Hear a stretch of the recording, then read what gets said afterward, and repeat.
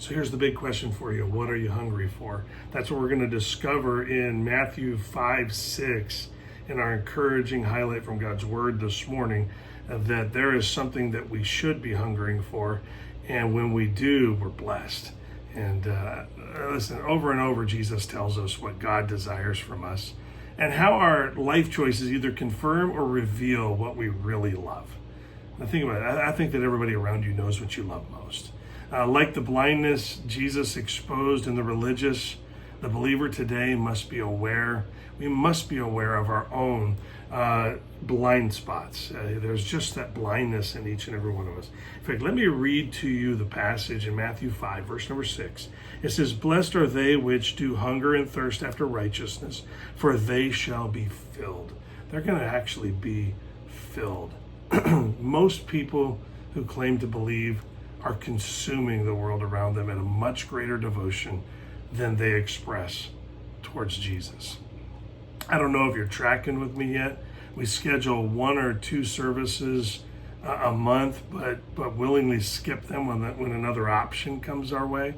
Our passage, however, shines a light onto what really pleases God, a hunger and a thirst for a righteous life or right living in God's eyes. And it results in true fulfillment in life. I mean, that's where he says the real fulfillment is. It's a promise for those who change their appetite from worldly things to Christ-honoring choices. Think about it. He says, those that hunger and thirst after right living or right ways of living, those are the ones that are filled.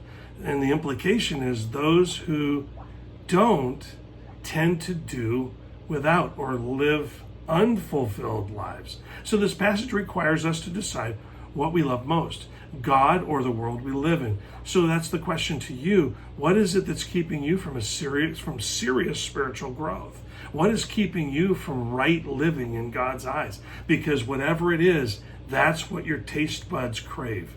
They crave the other thing. And God is telling us it's time to change our tastes. We can do that with a little bit of discipline at first. We can change our taste from the world to the Lord. And I think that's what he's telling us. He's saying, hey, listen, there's a special benefit to those who are pursuing righteousness. Those are the ones that are going to be filled. Man, I hope these devotions are helping you. I want to encourage you, get into God's Word, spend time in prayer.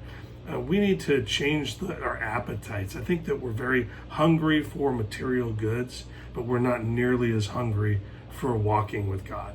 And I want you to experience what it's like to truly, honorably walk with God.